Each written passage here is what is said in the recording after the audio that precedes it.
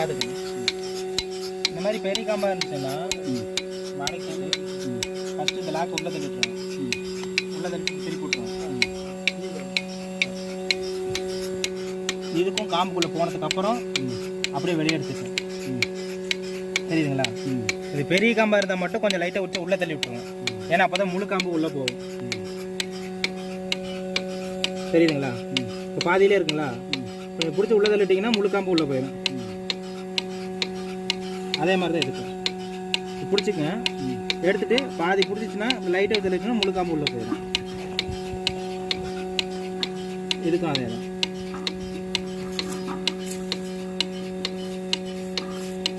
அவ்வளோ பிடிச்சிக்கங்க.